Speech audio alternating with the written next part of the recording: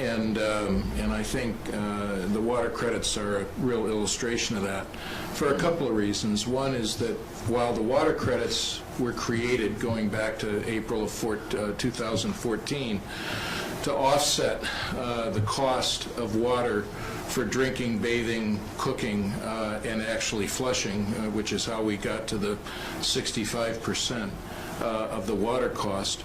The fact is that Flint residents have been burdened with extraordinarily high water and sewer rates for a lot of years.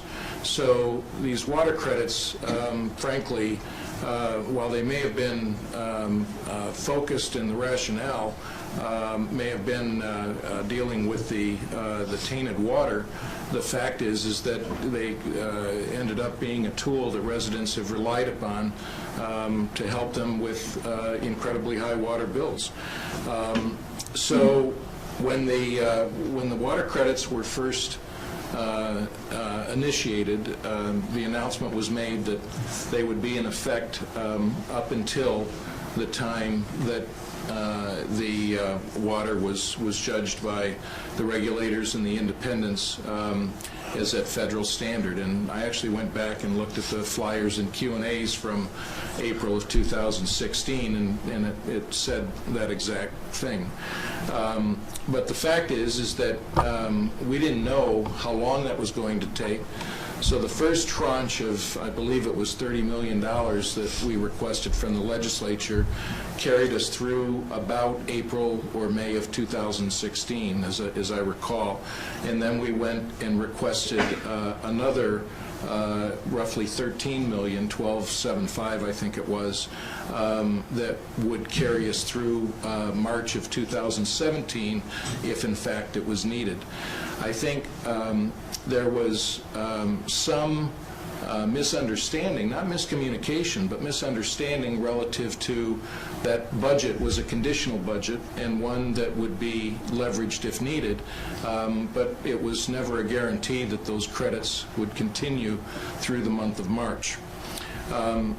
But based on that misunderstanding, the mayor asked to meet with the governor last Friday, and that meeting actually took place on Tuesday.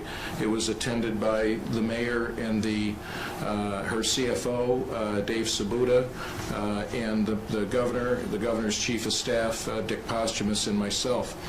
And during that meeting, we talked about not just the credits, but we talked about the city's desire to have the state continue to engage and support the source water payments from the Great Lakes Water Authority that have been covered by the state since October of 2014. Right? Is that right? October of 15. And we also talked about the continuing commitment of the state to work with the city on the Fast Start program and the lead service line removal and the galvanized iron pipe removal. There's certain things where we have programs in place where the city is looking for some waivers from the state, which I believe that we will be able to facilitate. And we also discussed some future funding sources, including the governor's request of the legislature for an additional just under $49 million, of which $25 million of that would be put into a reserve. Again, conditional on those things that we may not know today, but clearly judgment will dictate that we need to be working with the city in the future. So while that request, that submission by the governor to the legislature obviously undergoes a process and has not been approved, it's our hope that it will be, and that in fact we will be in a strong financial position to both continue to support the known, but to be prepared to support the unknown. Just a couple of other points, and then I want to get back to the credits. We also discussed in that meeting the core teams. George gave you an update. I think it's pretty incredible that we're now up to 134 Flint people, just a week or so away from having 164 Flint people. They've done about 65,000 knocks on doors and roughly 19 to 20,000 connects so far. The lead service line replacement is continuing. We've had so far a reasonably mild winter, so General McDaniel and his team have continued to drive the lead service line replacements and are ramping up significantly as a result of the most recent RFP and the responses coming in for the city to ramp up to do 6,000 a year over the next 3 years. And then we also talked about the continuing health care, educational, and nutrition support, which is a pretty important element of all of this.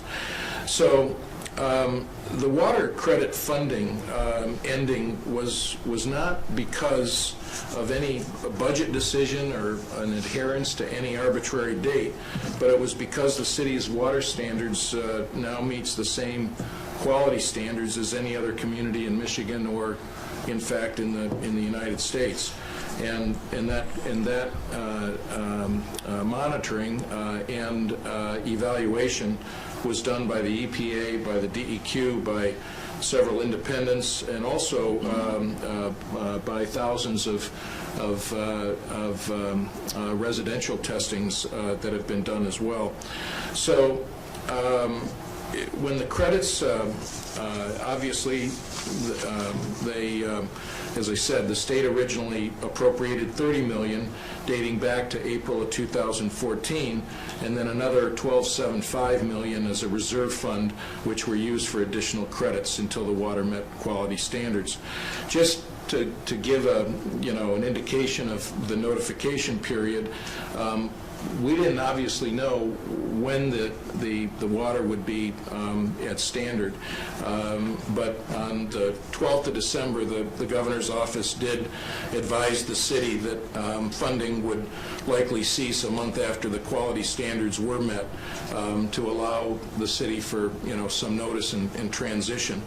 On January 23rd, the DEQ notified the city that the water met federal standards as affirmed by the EPA, and that, of course, came on the heels of the data summit, which was earlier in January. And then on the 24th, the DEQ announced that federal standards had been met, and publicly announced that water credits would be ending at the end of February. So of the $42.75 million appropriated, $41 million has been committed for billing cycles through the end of February, as opposed to when it could have ended, which would have been after December's test results came in. And the city will still receive funding from the state in March to provide those water bill credits through the February billing cycle. Just an editorial comment on my part. It's very difficult. I would have loved to have seen these water credits go on for a much longer period, but I will say that I didn't grow up in politics. I didn't grow up in government. My experience relates to just the past 6 years, and the fact is that there are 110 representatives, as well as the senators in that chamber, and it is a significant process associated with the appropriations process, and I'm just here to say I believe that the mayor and her team have made compelling arguments that have helped us secure funding, and I'm here to say that I believe the governor and his team have made compelling arguments to our partners in the legislature to secure funding. And it's my hope that the additional funding we've requested will also be approved, and it's my hope that, notwithstanding the fact that the water credits ended in February, there's a whole variety of other areas to work with the city to bring about, and I look forward to continuing to do that. So I'm happy to entertain any questions, discussion, Harvey, but those were kind of the general comments I wanted to make around the news of the past week or so. Thanks, Rich. Any comments from members? Dr. Sullivan. My notes from those meetings were that the funding of water from Great Lakes Water Authority to the city, the assistance with that cost or the covering of that cost, that was tied to meeting regulatory standards. My notes have that the credits were tied to the collection rate on water bills, and that we were given an extension on those credits because we were making progress toward increasing that collection rate. So is that inaccurate? Is it that the credits were not tied to the collection? And if that's true, then what was tied to the collection? That's a good question, and yes, it is inaccurate. And I have Larry Steckelberg here from Treasury, and if we need him to put a finer point on this, I'm sorry, I have Eric Scorsoni here from Treasury as well, and either of them can put a finer point on what I'm about to say. But the fact is that the original legislation that enabled the water credits piece of the appropriation had tied into it that the city would attain a 70% collection rate in order for those funds to be expended, not just the water credits, but also the funds for lead service line removal and other elements of the appropriation. And as a point of fact, on the commercial side, the city has done a phenomenal job. The commercial is now at or near 100%. So the businesses are clearly stepping up, and predominantly as a result of what I think has been a superb effort on the part of the city to make the case for why that needed to happen. On the residential side, we've moved upward, I believe, from about 42 or 43% collection rate to 52% currently. So we're still quite a long ways from the 70%. On a blended average, Dr. Sullivan, we've never met the 70%, and so the waiver that's been granted by Treasury each month has been a waiver saying you're making progress, and so we're not going to hold up any funding. In fact, we're going to grant the waiver. Now, Eric, I would ask if I've misstated anything, please weigh in. Yeah, we granted the last waiver we granted was from January. You may want to use the mic there, Larry. The last waiver we granted was for January, specific for the month of January, and then your letter extending it to the end of February was the last communication. And the collection rate for in January for the December billings was 55%. So it continued to make steady progress, and they're moving forward on a program as they did, a collection program as they were with commercial. Any other questions for Rich regarding Dr. Reynolds? Yes, speaking from the health perspective, when all this started, we agreed, number one, that lead is a toxicant. Number two, and correct me if I'm wrong, we agreed that the lead and copper rules written in 1992 were insufficient to protect the health of people exposed to lead. And part of that is that these were action levels for water plant operations, not a statement that the water was safe. And then lastly, I think because of those arguments, the governor set up the Childhood Lead Poisoning Prevention Committee to review all these things and come up with some new guidelines. So as a health person and as a pediatrician, I don't want anybody to think that everything is fine or it's even acceptable. it is barely tolerable, and it's unethical and immoral. And if we continue to just kick the can down the road as we have, we will continue to affect the health of people who reside in specific communities or cities where the infrastructure has not been addressed completely. So I just want it stated for the record that those issues have not changed. Rich? I would not disagree with a medical opinion, because I'm not a medical person and I have no qualifications along those lines. That's also the governor's opinion and his staff opinion, if I heard it correctly. Someone can correct me if I'm wrong. So, just to finish, the reason why we have invested in the core teams and continue to have such an incredible focus on the filters is not because the water is different from any other community in the state. It's because an old infrastructure and the possibility that exists of pieces of lead that could be caught up in somebody's plumbing today and make its way into their faucet tomorrow is the reason why we're putting so much emphasis on these filters. If you look at what's happening in communities all across the country, partly because of the spotlight that's been put on Flint, you see communities, ordinances, regulations, a lot of things are changing. The new norm in this country for a whole variety of cities, not just urban areas, is that lead is a reality in tap water, and that reality may be below the action level. As you know, the governor has requested a reduction in the action level from what the federal lead and copper rule says.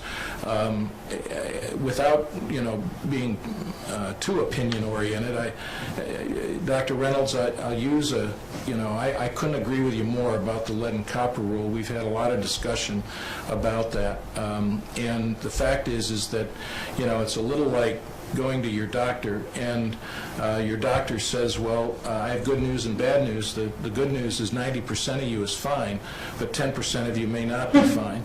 And the good news for me is that I get to treat the 10% of you at the rate of 7% a year. The bad news for you is you're probably not going to make it. And the good news for me is that your family won't be able to sue me. That's kind of the situation that we have with the lead and copper rule, which is one of the reasons why it needs to be significantly addressed. And it's also one of the reasons why I'm passionate about saying that everybody, no matter whether you're in Flint or Timbuktu, should be using filters at the point of use where their drinking water is, because even if there's only a 1 in 10,000 chance, I don't want my child to be the 10,000th person. It's that simple to me. I agree with that last statement. Dr. Pugh? I'm hoping that Bryce or George come into the room hopefully soon, because I think that they've been a part of these conversations.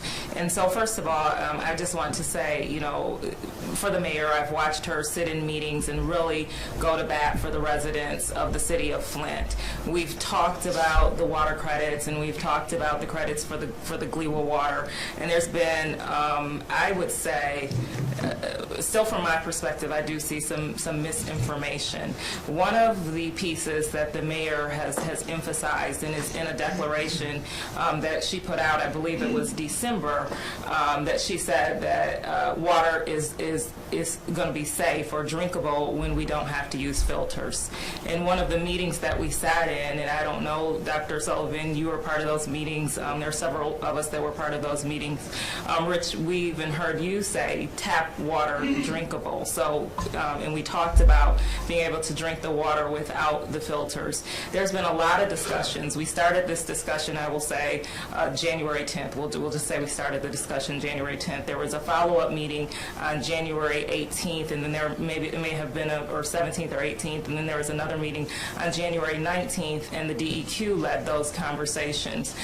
Bryce, you started those conversations by saying, wow, we are meeting some standards. We know that there's some other things that we have to take into consideration. So Dr. Reynolds, me as a health person sitting in these meetings, it sounded to me like this was a process and we were going to continue to have these discussions. We've had discussions on email, and I will tell you that we've reinstated the City of Flint's Technical Advisory Board, and so we're following up on some email threads and trying to get greater insight on what these numbers really mean. So one thing that I did hear while we were in Chicago is the term, we're seeing these levels met, but we want to see more persistence, more consistency around these levels. One of the things that we definitely hear from residents is that we look at this system comprehensively. So I felt that the misinformation for me was that we were going to continue to look at these numbers. So that's one piece. I mean, I've written down several different notes. I mean, the City of Flint is different. It is different from other communities in the country. And if we just look at the lines that are being replaced and the disturbance there, the fact that we removed our coating through the corrosion of the pipes, and that we're still using the orthophosphate, and we're still looking at the passivation layer, and we're making sure that that is adhering, and that one of the pieces that we said that we are really sealing the lead into those pipes. So there's some things that I thought we were still looking into, and so that's where the confusion came in. I remember we had this discussion, Bryce, that you were going, and the discussion was at the end of a meeting, and it was around the 90th percentile being at 12 parts per billion. We've been talking about that, but we also were saying, and the scientists were saying, that we want to see this be consistent or to persist. And so we didn't really talk about how what the consequences of that was. We didn't really even say that that was an agreed upon decision to say that we've met these standards, because I think as you couched your data, you also said, though we are meeting these standards, we know we also need to be, and you can finish the sentence, you probably can say it better, but I'll stop there. Bryce? So, that's all true of what I heard. I'm sorry I missed half your conversation, but so we were going to have some continuing conversations, and we will continue to, as we get more data in, we will continue to do that. But the trend clearly is that the 90th percentile values are going down.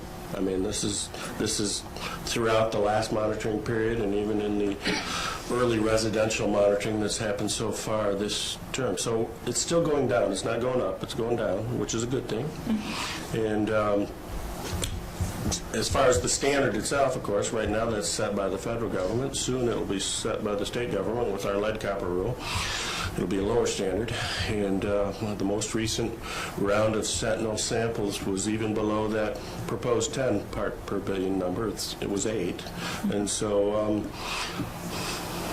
the system's made a lot of progress in terms of water quality, and there's no doubt about it. I don't know what else I can say to that. Rich, and then Dr. Vicki. I don't know if this is helpful, but again, as a non-scientist, I sort of have to, I work hard to take the science and try to roll it around until I can understand what it's really telling me. So I think we've had an evolution here, and the evolution is that when we first started seeing, the first 6 months since the, really heavy monitoring occurred, which was from January to July, right? We saw a gradual decrease, but still above the action level at the most high-risk areas, the Sentinel sites and the extended Sentinel sites.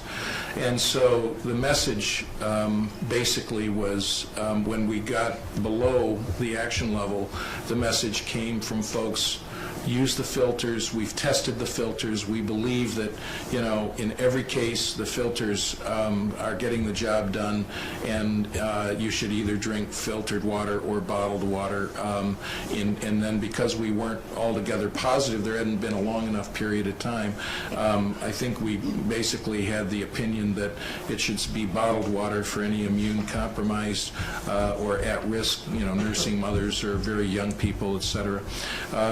But then, with the passage of time, you moved from what was the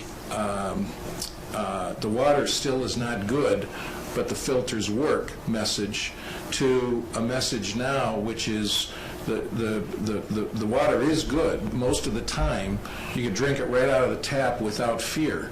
The fact is, though, is that what about that small percentage of time that there might be that fear, and that's why we're hammering on the filters. So I don't know if I'm being articulate in the distinction, but at least in my own mind, that's sort of how I've viewed the difference between where we were and where we are today, and where we need to continue to monitor to make sure that the most monitored system in the country is Flint right now, should stay that way, and we should make sure that a 6-month period, which is an excellent trend line, and legally at quality standard, becomes, in everybody's mind, not an anomaly, but a true standard. Sebastian, actually, excuse me, Councilwoman Vicki Van Buren, I think Dr. Sullivan, then Sebastian. Yes, what I want to say is thank you to Dr. Reynolds for making sure that we still keep their goals at the top of the list. It's very, very important when we start talking about individuals, families, children, so forth. That must always stay at the top in whatever we do. But I think bottom line is it goes to the problem how it was in the beginning is to how it is now. Sometimes it looks like we're moving forward, and other times it's like we have slid all the way back again as to the trust and the transparency that we need to have continue in this community. The communications have to be more stronger or visible among all segments that are involved in trying to resolve the issues in the city of Flint. And I'm talking about involving the community and also involving council. Each of us represent thousands of residents, and when we have no information, to really solid information to share or prepare our residents for what may be coming, it leaves us kind of like we feel like we're forgotten. We've forgotten about the community and the people themselves. Even though we have a lot of activity, a lot of programs that are out there doing good, we still have to understand we need to communicate with our individuals in this community. So when the information was released publicly, that, and I think in a way many of us knew deep down, you can only continue some things to a certain point, and eventually you are going to have to become more independent in how you live. And we all want to be independent. We don't like, and I'm speaking as a resident, to depend on filters, to depend on bottles, to depend on everything that I do. I have to gauge, where am I getting the water from? It would be fantastic. Once I don't have to worry about that, I'll be able to go to the faucet, turn it on, and not think about when I'm brushing my teeth or cooking. So, but like I said, we know these are not going to last forever. All we want to do is to be prepared. Give us a warning. And like the information's coming out, some of this already was made apparent back in December, but many of us did not know it. And I think that is what the problem is now. When it did happen, it was shocking. Even though it shouldn't be shocking, because we know it's coming. We know that as things improve, that some changes will happen. But we need to start working and always remember the trust, the transparency, the communication has to always be a part of whatever we do. So, in conclusion, please remember, as we move toward the future, let's be transparent. Let's work on the trust, and let's communicate. Okay, Dr. Sullivan. I really, really I really hope I'm wrong. I really do. I really hope I'm wrong. But I think in the interest of trust that we are making such a huge mistake by claiming that things are getting better and will continue to get better. When so much about the status and the condition of the water in the pipes keeps changing even now. With a reservoir that was holding a lot of water, that was making water age long, that had to be emptied in, November, with another reservoir that, from what I hear from the EPA, is causing water age to be as long as 30 days in some parts of Flint. And it is still being adjusted and manipulated with an optimization plan that is just underway. And with the fact that we are in cold temperatures, and that would we would expect to cause lead levels to drop. I am to have made this statement that we feel certain that things are on their way to getting better and better, even though there's a reason why you have to have 2 6-month periods, and that's because of something that we're not even really paying much attention to, and that's the seasonal variation. When there are so many things that could be causing so much more variation in our water quality. I hope that I'm wrong, that as the weather starts to warm up, that we won't see changes that are negative. But if we do, then we have gone 10 steps further back in establishing trust with residents that they would ever that we could ever survive. And so, and I've said this before, I just think that it's a very dangerous thing that's happening here in making some claims based on data where the system is still being changed, and we're not at equilibrium, and we know we're not at equilibrium. So that's all. If I can just respond a little bit to that, the data was important for us to even identify the crisis. It was data that identified the crisis. Dr. Tisha, Mark Edwards, it was data.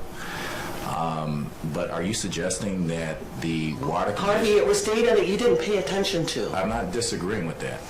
But data identified the crisis. And what I'm suggesting is that, or asking, are you suggesting that the water condition is the same today as it was in September 2016? No, I'm not. But I am saying that how changes at the treatment plant affect changes at the faucet is still not clearly understood. Okay, I agree with that. Yes. Sylvester? Yeah, I just want to echo what has been said by Dr. Pugh as well as Dr. Sullivan. I think for me the troubling part is that there has not been much of a dialogue. And in our last FWICC meeting, what I said to many of the people was I really appreciated the fact that we were allowed to have a dialogue. I think Dr. Sullivan raised some points, and instead of that conversation being shut down, I think there was space allowed to have that dialogue to take place. What we've heard from some scientists is to say that the passivation layer for the Flint distribution system was in fact damaged and compromised. And what some of them have said is that it will take a considerable amount of time for that passivation layer to be restored. And so I guess the concern is that while the source water no longer has higher quality than the water that the Flint system was receiving from the Flint River, I would say that there are still considerable questions around the source water at the tap. and rather what comes out of the tap for residents is in fact safe to drink. And so that's one of the questions I ask. Have we done enough research on the passivation layer to know whether it's safe or not? The other question that I would raise is specifically around some of the other things for residents that could potentially compromise their water quality. And we're talking about hot water heaters, we're talking about faucet fixtures, and we're talking about other things. I do know that a lot of work has been done to replace some of those things. My question is, has enough work been done so that a critical mass has safe water that comes out at the tap? And then I guess my final point would be, and it goes directly to something that Dr. Pugh said, is that in our earlier conversations we talked about water being safe to drink without a filter. And I do realize, and we had considerable conversation about this at meetings at the city of Flint, and some of you may not have been there, so if you're shaking your head, I understand, because you may not have been a part of that conversation. But we did have a conversation about water being safe without a filter. And we, even at the last Mission Flint meeting, we talked about how many people use a filter, and we talked about this idea that some people use a filter because, you know, it's something, a nice thing to do, and then others use a filter because it's mandatory. And I think what we have is, as much of the work take place, replacement of service lines and other things, it's now, it's in most cases, it's recommended that Flint people use a filter, and in some cases it's almost mandatory just for the sake of public health. And so I guess I want to raise the question is that enough? Does that send a message that people should trust the government that says, okay, you need to use a filter because there's still disturbances in the distribution system. Not only are there disturbances, but the passivation layer may not be what it was before, and there might be other challenges in the distribution system. So I just want to raise the question that, you know, has there been enough dialogue about all of those things to really restore trust for residents? Anyone want to take a response to that? Bryce, George, Rich? I would just say, Dr. Pugh, you have a technical committee, apparently. We'd love to be part of that discussion. So George or I or another one of our staff, we'd love to be part of those discussions. So. Dr. Reynolds. Okay, here Dr. Tisha actually had her hand up first, and then I'm going to have to get back with you. Okay, so we're at 10:30. We started the meeting a little late, because I don't want to end this discussion. So if it's okay with the committee to go another 5 to 10 minutes, is that fair? I don't see any no's, and so we'll plow on. Doctor. Sure, I'll be quick, and I just want to reiterate that we can't divorce affordability with public health. We got into this crisis because the people of Flint were paying the highest water rates in the world at that time, and because of that, they were conserving their water. And when you don't use your water, when you don't flush your water, when you don't let it go through the distribution system, you get a buildup of lead, and then you also don't use enough. You get outbreaks of other infectious diseases like Shigella and different things. So the affordability of water is directly related to public health. And as we are about to, embark in a future of unknowns in Flint with the change in the infrastructure, the water source change, the new treatment plant, there's a lot of unknowns. And we need to be so cognizant to make sure that this water remains affordable so it continues to be used for its main purpose, which is public health. So if there are any ways of different pockets of money to continue these credits, is it only through the legislature that we can go back and get these credits? Is there any other thing that we can do for the near term to make this water more affordable, or at least in line on average with other communities in Michigan? Yeah, the affordability question, and I'm not sure if you were on the call at the rates, that came up in terms of public health and affordability. And and so that's a more long-term fix. But to your point, your question is there a short-term solution until we get down to a recommendation on rates to address these high rates in the city of Flint? So, you want a response from anyone here on that? Be great if All he wants to right, respond and has an answer. That's I'm not prepared to respond to that. I mean, I'll be honest with you.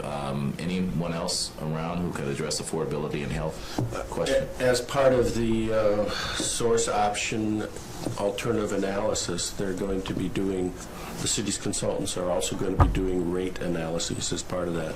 So again, that first phase of that submittal is March 1st, like I mentioned. And I also want to mention, as part of that March 1st submittal to EPA, the city needs to prepare a public participation plan.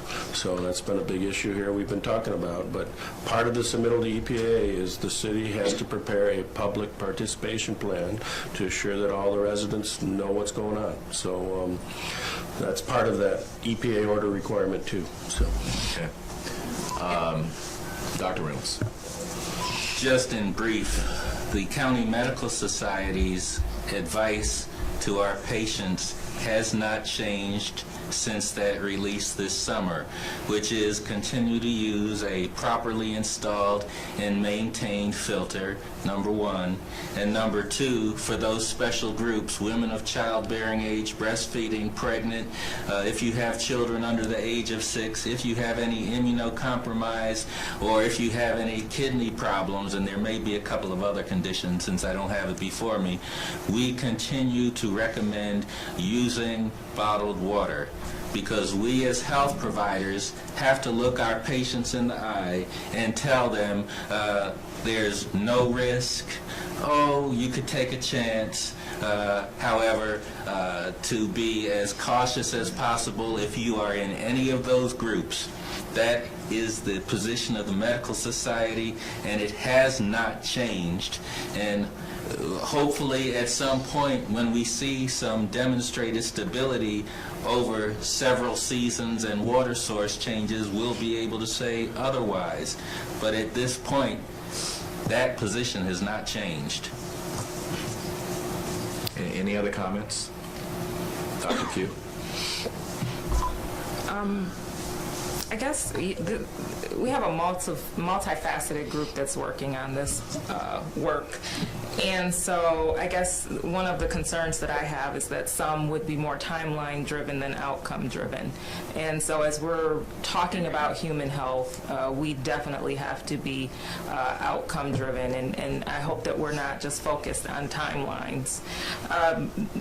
Saying that, the mayor asked for the extensions to go until March 31st, which I think is written and documented somewhere. So I don't know that we have to go back to legislation or to anyone to get just that extension of March 31st. So that's what she was asking for. So I just wanted to note that. And I also, Bryce, when we talk about where we are now, are we talking about a snapshot in time, or are you comfortable in saying that these figures take us out until eternity? Well, it's hard to predict things, particularly the future, but the trend clearly is showing that the water system is improving. The trend is clearly there. So overall, the first 6-month monitoring period last year, the 90th percentile was 20. Overall, the 90th percentile, the second round, was 12. Within that period, the extended sample rounds got better through that time. And so the trend is definitely improving in terms of lead content from tap sampling. Dr. Tisha? So Bryce, I know you don't have a crystal ball, but as we go into the warmer months, and if these water credits are gone and people aren't using their water as much, where would you anticipate that trend going? Yeah, how do you predict that? I couldn't possibly do that, but that's a good point. Yeah. Okay. Any other comments for this? I'd just like to offer this. Rich mentioned this in passing in one of his comments, but I just wanted to re-emphasize this. when we put together the Sentinel program, the extended Sentinel program, we did put forward a tremendous effort to raise the bar as high as we possibly could, and we went out of our way to find the most problematic sites. So when we're talking about the 90th percentile values that we're discussing here, that is in relationship to the most challenging sites that we could find. And so I just want to make sure that we have that context around this. Okay. Would it be worth everyone's time at the next meeting for us to pick this conversation up? Because I think there are a lot of unanswered questions, and we did get pushed up against time. I don't want anyone to feel that there wasn't ample time for discussion on this. I think we need to have maybe more conversations around this. So does that make sense for everyone? Yes, Dr. Pugh?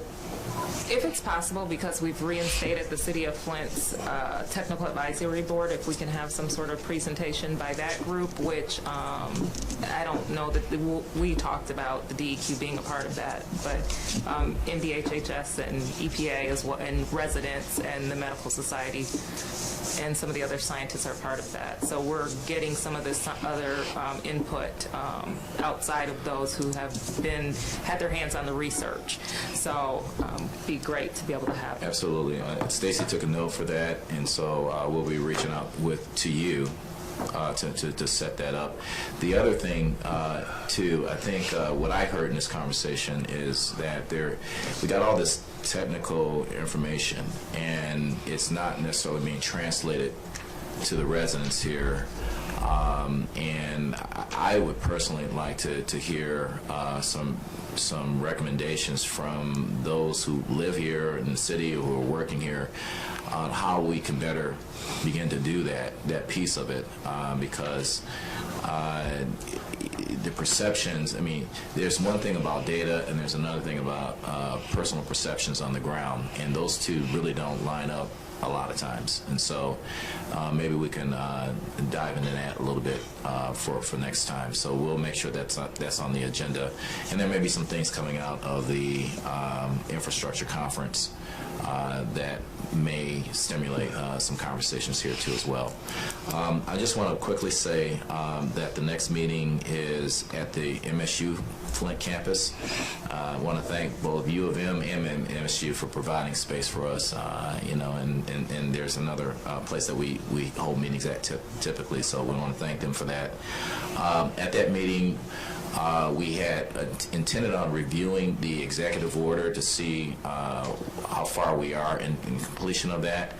And so I'm going to ask for all the subcommittee reports to be really truncated, because I think this conversation is going to take some time, and that executive committee report may take anywhere from, executive order review may take anywhere from 10 to 15 minutes of our time. So we're going to really truncate the front end so we can get these conversations going. And with that, are there any other comments before we wrap up? Dr. Tisha.